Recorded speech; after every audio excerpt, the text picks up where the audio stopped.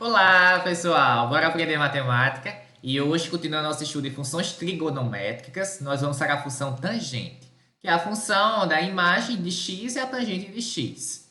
Mais uma vez, a gente vai considerar o ponto no ciclo trigonométrico, vai associar cada número real a um número desse ciclo e então considera a tangente desse valor. Lembrando que a tangente é seno sobre cosseno. Inclusive, eu tenho uma pergunta inicial. Por que eu considerei essas linhas tracejadas verticais? Foi justamente as retas menos π sobre 2, π sobre 2 e 3π sobre 2. Eu poderia ter considerado mais, mas essas três foi suficiente para o que eu quero mostrar para vocês. São valores onde a função tangente não está definida. Por quê? Porque o cosseno dá zero nesses valores. Então, cuidado ao desenhar o gráfico da função tangente. Você precisa considerar esses valores onde a função não está definida. Vamos, então, fazer a mesma análise que fizemos anteriormente. Vamos fazer o P percorrer o ciclo e analisar o que acontece com o gráfico dessa função. Nesse caso, esse ponto T está representando um ponto genérico do gráfico dessa função tangente. Observe o que acontece, que desenho ele faz à medida que o P se desloca no sentido positivo do ciclo. Vai subindo, subindo bem rápido, depois já aparece aqui embaixo, vai mais lentamente na parte aqui do meio e de repente sobe mais uma vez. Vou deixar percorrer mais para você analisar o que está acontecendo.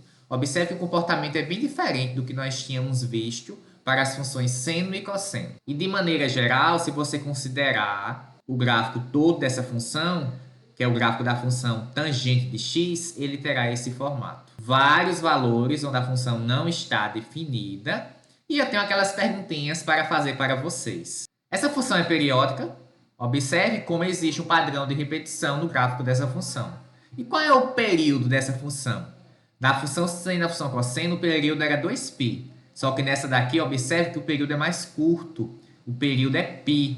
Em cada uma dessas faixas onde a função está definida, o gráfico tem um formato e esse formato se repete em cada uma das faixas. Então, nesse caso, o período é π. Essa função é injetiva?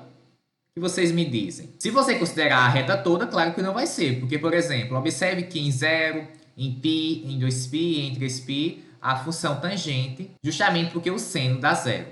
E é sobrejetiva? E aí? Agora sim, essa função é sim sobrejetiva. Observe que esse gráfico vai de menos infinito até o mais infinito. Essa função é sim sobrejetiva. Onde é que essa função é crescente? E onde é que essa função é decrescente? Vocês conseguem me dizer? Para quais valores ela é decrescente? Não existe, né? Essa função é sempre crescente. Observe que acontece o quê? Ela começa do zero, vai subindo até esse ponto onde ela não está definida, depois começa lá de baixo, perto do ponto onde ela não está definida, e então vai crescendo, crescendo, e esse padrão se repete nas demais faixas, tanto do lado positivo quanto do lado negativo. Os zeros eu já tinha até comentado, são justamente em π, 2π, 3π, que são os valores onde o seno dá zero. Qual é o valor mínimo e máximo dessa função? Nesse caso, não existe nem valor máximo, nem valor mínimo. É uma função par ou uma função ímpar? Faz sentido falar de paridade? Vamos observar aqui uma dessas faixas, a primeira, que é de menos π sobre 2 até π sobre 2. Observe que o que acontece do lado positivo acontece de maneira invertida aqui do lado negativo. Então, é sim uma função ímpar. E até mesmo porque ela é a divisão de uma função ímpar por uma função par. Então, dá uma função ímpar. Era isso que eu tinha para mostrar a respeito dessa função. Bons estudos, até a próxima aula.